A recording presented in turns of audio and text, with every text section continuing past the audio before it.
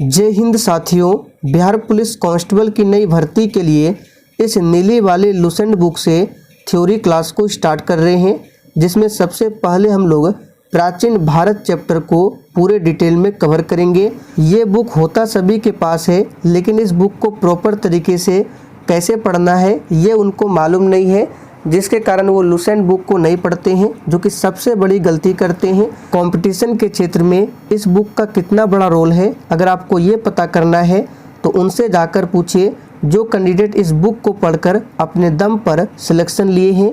Exam कोई भी हो, ये नीली वाली लुसेंट बुक ही काफ़ी है। मैक्सिमम प्रश्न परीक्षाओं में यहीं से पूछे आते हैं।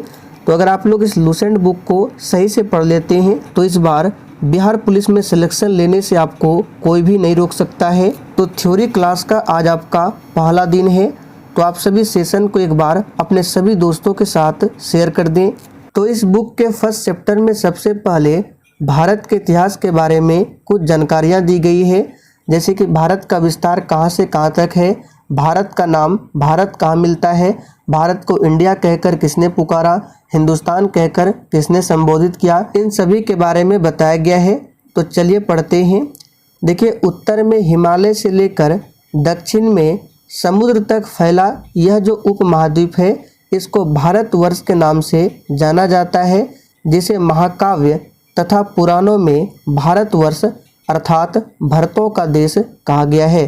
तो आपसे पूछा जा सकता है कि भारत का नाम भारतवर्ष कहाँ पर मिलता है, तो महाकाव्य तथा पुराणों में, जिसका अर्थ होता है भरतों का देश। और अगर ये भरतों का देश है तो यहाँ के निवासियों को क्या कहा गया, तो भरत की संतान कहा गया। अब देखिए, भारत एक प्राचीन कबीले का नाम था। प्राचीन भारतीय अपने देश को जम्बू द्वीप, जम्बू का मतलब होता है जामुन का वृक्ष, तो यानी कि जामुन के वृक्षों का द्वीप कहते थे भारत को। प्राचीन ईरानी इसे सिंधु नदी के नाम से जोड़ते थे, जिसे वे सिंधु ना कहकर हिंदू कहते थे, और इस प्रकार से सिंधु से निकला हिंदू और हिंदू से हिंदुस्तान। तो आपसे पूछा जा सकता है कि भारत को हिंदुस्तान किसने कहा, तो याद रखिएगा यूनानियों ने भारत को हिंदुस्तान कहा है।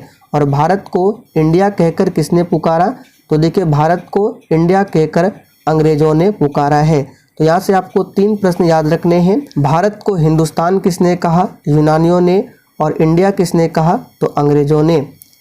देखिए, विंध्य की पर्वत श्रृंखला भारत देश को उत्तर और दक्षिण 2 भागों में बांटती है। चलिए अब आगे देख लेते हैं। और देखिए, बिहार पुलिस के लिए जो इम्पोर्टेंट रह सकते हैं मैं आपको सिर्फ वही बताऊंगा। भारतीय इतिहास को अध्ययन की सुविधा के लिए 3 भागों में बांटा गया है। कौन कौन सा है, प्राचीन भारत, मध्यकालीन भारत और आधुनिक भारत। और सबसे पहले इतिहास को 3 भागों में बांटने का श्रेय किसे जाता है, तो जर्मन इतिहासकार क्रिस्टोफ, याद रखिएगा क्रिस्टोफ सेलेरस को। तो आपसे पूछा जा सकता है कि सबसे पहले इतिहास को 3 भागों में किसने बांटा था, तो जर्मन के इतिहासकार है क्रिस्टोफ सेलेरस। अब सबसे पहले हम लोग पढ़ेंगे प्राचीन भारत, जिसमें सबसे पहले है प्राचीन भारतीय इतिहास के स्रोत। तो देखिए, प्राचीन भारतीय इतिहास के विषय में जानकारी जो है मुख्यतः 4 स्रोतों से प्राप्त होती है। कौन कौन से, पहला धर्म ग्रंथ, दूसरा ऐतिहासिक ग्रंथ, तीसरा विदेशियों का विवरण और चौथा है पुरातत्व संबंधी साक्ष्य। इन 4 स्रोतों से भारतीय इतिहास के विषय में हमें जानकारी मिलती है। तो सबसे पहले हम लोग पढ़ेंगे धर्म ग्रंथ एवं ऐतिहासिक ग्रंथ से मिलने वाली महत्वपूर्ण जानकारी। और देखिए, आज जहाँ तक हो सकता है वहाँ तक कवर करेंगे, और कल मेरा पूरा प्रयास रहेगा लाइव आने का। इस चैनल पर आपको पहली बार लाइव क्लास देखने को मिलेगा।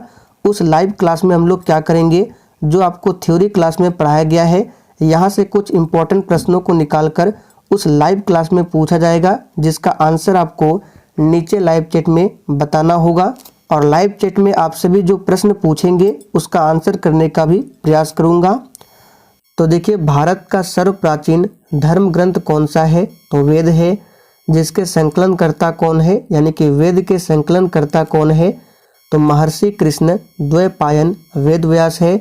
और वेद जो है ये वसुदैव कुटुंबकम का उपदेश देता है, यानी कि पूरी पृथ्वी जो है हमारा परिवार है। भारतीय परंपरा वेदों को नित्य तथा अपौरुषेय मानती है। वेद 4 है, कौन कौन से है? ऋग्वेद, यजुर्वेद, सामवेद और अथर्ववेद। और इन 4 वेदों को संहिता कहा जाता है। तो आपको यहाँ से ध्यान रखना है, वेद कितने हैं? 4 वेद है। कौन कौन से? ऋग्वेद, यजुर्वेद, सामवेद और अथर्ववेद, जिसमें सबसे पुराना वेद है ऋग्वेद और सबसे बाद का वेद है अथर्ववेद।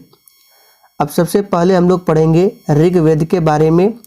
तो देखिए, ऋचाओं के क्रमबद्ध ज्ञान के संग्रह को ऋग्वेद कहा जाता है।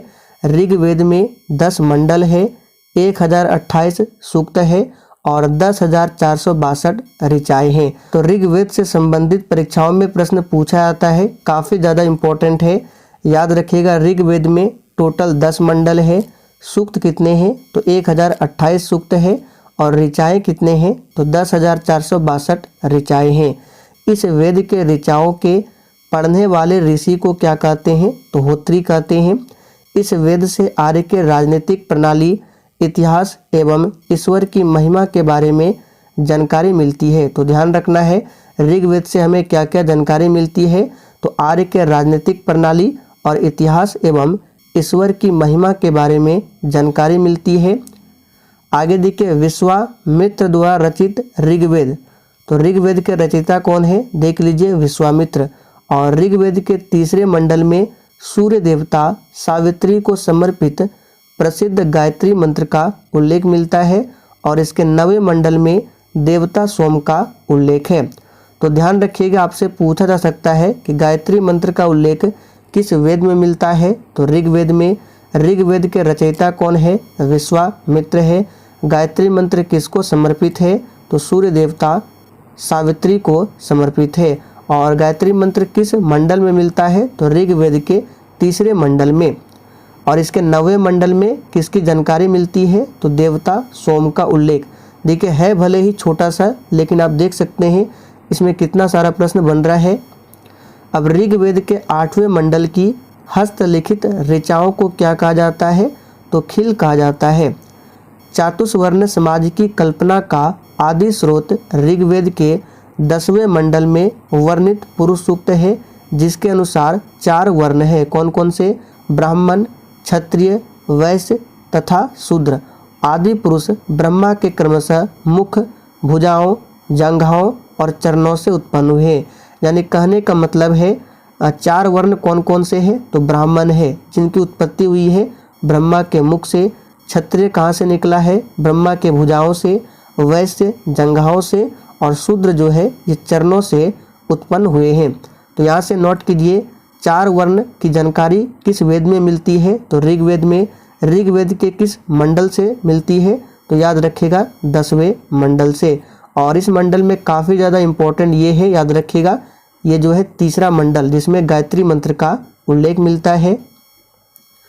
आगे देखिए, ऋग्वेद के कई परिच्छेदों में प्रयुक्त अघन्य शब्द का संबंध गाय से है।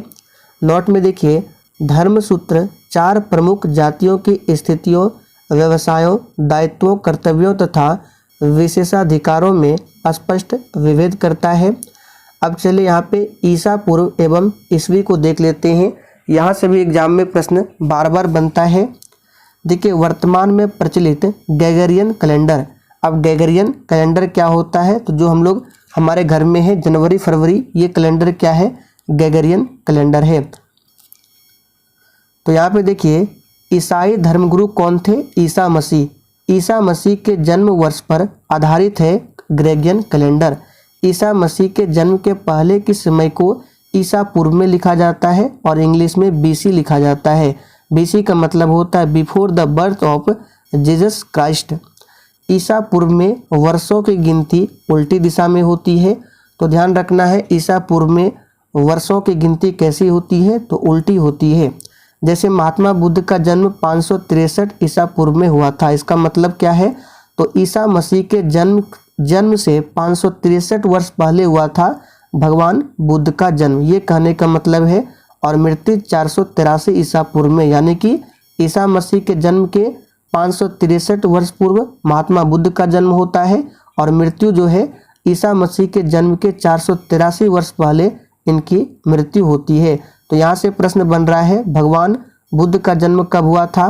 563 ईसा पूर्व में। मृत्यु कब हुई थी? 483 ईसा पूर्व में। दोनों पॉइंट को नोट करेंगे। ईसा मसीह की जन्म तिथि से आरंभ हुआ सन ईसवी सन कहलाता है। देखिए, ईसा मसीह के जन्म से पहले को ईसा पूर्व और जन्म के बाद को अभी जो हम लोग लिखते हैं सन ईसवी, ये सभी है।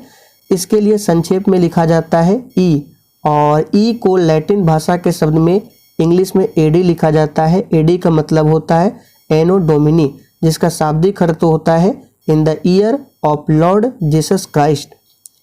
आगे देखिए, वामनावतार के 3 पगों के आख्यान का प्राचीनतम स्रोत क्या है? तो ऋग्वेद है। ध्यान रखना है, वामन अवतार के 3 पगों का उल्लेख किस वेद में मिलता है? तो ऋग्वेद में। ऋग्वेद में इंद्र के लिए 250 और अग्नि के लिए 200 ऋचाओं की रचना की गई है। यहाँ से प्रश्न बनता है एग्जाम में कि इंद्र के लिए कितनी रचना है? तो 250 है। अग्नि के लिए कितनी ऋचाओं की रचना है? तो 200 ऋचाओं की रचना है। प्राचीन इतिहास के साधन के रूप में वैदिक साहित्य में ऋग्वेद के बाद शतपथ ब्राह्मण का स्थान है। ध्यान रखना है, ऋग्वेद के बाद किसका स्थान है? शतपथ ब्राह्मण का। अब आगे बढ़ते हैं, यजुर्वेद के बारे में पढ़ेंगे। अभी हम लोगों ने पढ़ा ऋग्वेद के बारे में। ऋग्वेद के ऋचाओं को पढ़ने वाले को क्या कहा जाता है? तो हमने क्या देखा? होत्री। सस्वर पाठ के लिए मंत्रों तथा बलि के समय अनुपालन के लिए नियमों का संकलन यजुर्वेद कहलाता है। इसके पाठनकर्ता को अर्धवयु कहते हैं और ऋग्वेद के पाठनकर्ता को होत्री करते हैं। इस तरह से याद रखिए, आपको ज़्यादा याद होगा। यजुर्वेदों में यज्ञों के नियमों एवं विधि विधानों का संकलन मिलता है। इसमें बलिदान विधि का भी वर्णन है। यह एक ऐसा वेद है जो गद्य एवं पद्य दोनों में है। चलिए अब बात कर लेते हैं। तो यजुर्वेद में आपको क्या क्या मिलता है? यज्ञ के नियमों एवं विधि विधानों का संकलन मिलता है यजुर्वेद में। मंत्र तथा बलि के समय अनुपालन के लिए नियम भी मिलता है यजुर्वेद में। और यह एक ऐसा वेद है जो गद्य एवं पद्य दोनों में है। अब सामवेद की बात करें तो साम का शाब्दिक अर्थ होता है गान। इसका मतलब क्या है? सामवेद एक ऐसा वेद है जो गाई जा सकने वाली वेद है, यानी भारतीय संगीत का जनक पूछे तो सामवेद को ही कहा जाता है। इस वेद में मुख्यतः यज्ञों के अवसर पर गाए जाने वाले ऋचाओं मंत्रों का संकलन है, जिसके पाठनकर्ता को क्या कहते हैं? उद्रात्री। तो चलिए फिर से रिपीट कर देते हैं। ऋग्वेद के पाठनकर्ता को होत्री कहते हैं, यजुर्वेद के पाठनकर्ता को अर्धवयु कहते हैं और सामवेद के पाठनकर्ता को उद्रात्री कहते हैं। इसका संकलन ऋग्वेद पर आधारित है। इसमें 1810 सूक्त है जो प्रायः ऋग्वेद से लिए गए हैं। इसे भारतीय संगीत का जनक कहा जाता है, जो अभी हमने आपको बताया। यजुर्वेद तथा सामवेद में किसी भी विशिष्ट ऐतिहासिक घटना का वर्णन नहीं मिलता है, लेकिन ऋग्वेद में मिलता है। और देखिए दोस्तों, अगर सेशन आपको पसंद आ रहा है तो प्लीज़ आप सभी सेशन को दिल से एक बार ज़रूर लाइक कर दें और सेशन को जितना हो सके अधिक से अधिक सेशन को शेयर करें। और जितना अच्छा आप सभी का रिस्पॉन्स रहेगा, ये क्लास रेगुलर रहेगा। अब देखिए, अथर्ववेद की बात करें तो अथर्वा ऋषि द्वारा रचित इस वेद में कुल 731 मंत्र है तथा लगभग 6000 पद्य है। अथर्ववेद के रचयिता कौन है? तो अथर्वा ऋषि। इसमें कितने मंत्र हैं? 731 मंत्र है। कितने पद्य है? 6000 पद्य है। इसके कुछ मंत्र ऋग्वैदिक मंत्रों से भी प्राचीनतर है। अथर्ववेद कन्याओं के जन्म की निंदा करता है। हाईलाइटेड पॉइंट है, कन्याओं के जन्म की निंदा कौन सा वेद करता है? तो अथर्ववेद। ऐतिहासिक दृष्टि से अथर्ववेद का महत्व इस बात में है कि इसमें सामान्य मनुष्यों के विचारों तथा अंधविश्वासों का विवरण मिलता है। अथर्ववेद में पृथ्वी सूक्त अथर्ववेद का प्रतिनिधि सूक्त माना जाता है। इसमें मानव जीवन के सभी पक्षों, गृह निर्माण, कृषि की उन्नति, व्यापारिक मार्गों का गहन खोज, रोग निवारण, समन्वय, विवाह तथा प्रणय गीतों, राजभक्ति, राजा का चुनाव, बहुत से वनस्पतियों एवं औषधियों, साप, वशीकरण, ये सभी जानकारी मिलती है किसमें? तो अथर्ववेद में। यानी कि सिंपली भाषा में कहा जाए तो जादू टोना का वेद कहा जाता है अथर्ववेद को। जादू टोना का सभी मंत्र है अथर्ववेद में। कुछ मंत्रों में जादू टोने का भी वर्णन है। अथर्ववेद में परीक्षित को कुरुओं का राजा कहा गया है। याद रखना है, परीक्षित को किसका राजा कहा गया है? कुरुओं को। किस वेद में? तो अथर्ववेद में। तथा कुरु देश की समृद्धि का अच्छा चित्रण मिलता है। आगे देखिए, इसमें सभा एवं समिति को प्रजापति की 2 पुत्रियां कहा गया है। तो आपसे पूछा जा सकता है प्रजापति की दो पुत्रियां कौन कौन सी है? सभा एवं समिति। वेदों की भी कई शाखाएं हैं जो वैदिक अध्ययन और व्याख्या से जुड़े विभिन्न दृष्टिकोणों का प्रतिनिधित्व करती है। यजुर्वेद को शुक्ल यजुर्वेद और कृष्ण यजुर्वेद 2 शाखाओं में बांटा गया है। तो ध्यान रखना है, यजुर्वेद को कितने शाखाओं में बांटा गया है? 2 शाखाओं में। सबसे प्राचीन वेद ऋग्वेद और सबसे बाद का वेद अथर्ववेद। अभी हमने बताया था, हाईलाइटेड पॉइंट है। अब बात करते हैं ब्राह्मण, आरण्यक तथा उपनिषद के बारे में। देखिए, संहिता के पश्चात ब्राह्मणों, आरण्यकों तथा उपनिषदों का स्थान है। इनसे उत्तर वैदिक कालीन समाज एवं संस्कृति के विषय में जानकारी प्राप्त होती है। किससे प्राप्त होती है? तो ब्राह्मण, आरण्यक तथा उपनिषद से। आगे देखिए, ब्राह्मण ग्रंथ वैदिक संहिताओं की व्याख्या करने के लिए गद्य में लिखे गए हैं। प्रत्येक संहिता के लिए अलग अलग ब्राह्मण ग्रंथ है, जिसे नीचे सारणी में दिया गया है। जैसे कि ऋग्वेद जो वेद है, इसके ब्राह्मण ग्रंथ कौन है? तो ऐत्रेय तथा कौस्तिकी। याद रखिएगा, ऋग्वेद के लिए कौन है? ऐत्रेय तथा कौस्तिकी। यजुर्वेद के लिए तैत्तिरीय तथा शतपथ है। सामवेद के लिए पंचवीस है और अथर्ववेद के लिए गोपथ है। इन ब्राह्मण ग्रंथों से हमें परीक्षित के बाद और बिंबिसार के पूर्व की घटनाओं का ज्ञान प्राप्त होता है। तो याद रखिएगा, परीक्षित के बाद और बिंबिसार के पूर्व की घटनाओं का ज्ञान किसमें मिलता है? तो इन सभी ब्राह्मण ग्रंथों से। ये जो लिखा गया है ऐत्रेय में, किसमें? ऐत्रेय जो ऊपर में है, ये ऐत्रेय। तो ऐत्रेय में राज्याभिषेक के नियम एवं कुछ प्राचीन राजाओं के नाम दिए गए हैं। शतपथ की बात करें तो शतपथ में गांधार, शल्य, कैकेय, कुरु, पंचाल, कौशल, विदेह आदि राजाओं का उल्लेख मिलता है। किसमें? तो शतपथ ग्रंथ में। ध्यान रखेंगे। आगे देखिए, वैदिक साहित्य में ऋग्वेद के बाद किसका स्थान आता है? अभी हमने ऊपर ही देखा था, तो शतपथ ब्राह्मण का स्थान आता है। आरण्यक में यज्ञ से जुड़े कर्मकांडों की दार्शनिक और प्रतीकात्मक अभिव्यक्ति है। उपनिषदों की संख्या कितनी है? मेन पॉइंट याद कीजिए, उपनिषदों की कुल संख्या है 108, जिनमें से 13 को मूलभूत उपनिषदों की श्रेणी में रखा गया है। इसमें यज्ञ से जुड़े दार्शनिक विचार, शरीर, ब्रह्मांड, आत्मा तथा ब्रह्म की व्याख्या की गई है। स्त्री की सर्वाधिक गिरी हुई स्थिति किसमें बताई गई है? तो मैत्रेयी संहिता से प्राप्त होती है, जिसमें जुआ और शराब की भांति स्त्री को पुरुष का तीसरा मुख्य दोष बताया गया है।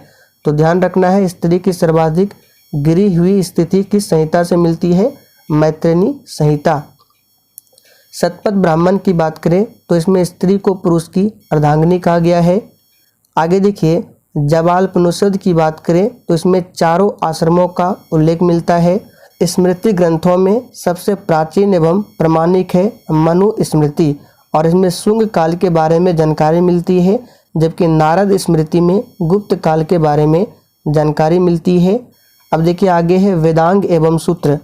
वेदों को भली भांति समझने के लिए 6 वेदांग की रचना की गई है। कौन कौन से है? तो ये है शिक्षा, कल्प, निरुक्त, व्याकरण, छंद और ज्योतिष। इसको ध्यान रखना है।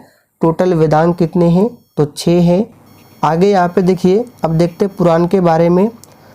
तो देखिए, भारतीय ऐतिहासिक कथाओं का सबसे अच्छा क्रमबद्ध विवरण जो मिलता है ये पुराणों में मिलता है। पुराण के रचयिता कौन है? लोमहर्ष तथा इनके पुत्र उग्रश्रवा पुराणों के रचयिता है। टोटल पुराण कितने हैं? तो टोटल 18 पुराण है, जिनमें से केवल 5 पुराण है इम्पोर्टेंट। मत्स्य, वायु, विष्णु, ब्राह्मण एवं भगवत में ही राजाओं की वंशावली पाई जाती है, केवल 5 पुराणों में। ऐसे टोटल 18 पुराण है। अब विष्णु पुराण में किसकी जानकारी मिलती है? मौर्य वंश की। मत्स्य पुराण में आंध्र सातवाहन वंश की जानकारी मिलती है और वायु पुराण में गुप्त वंश की जानकारी मिलती है। अब पुराणों में सबसे प्राचीन एवं प्रमाणिक पुराण जो है ये मत्स्य पुराण है।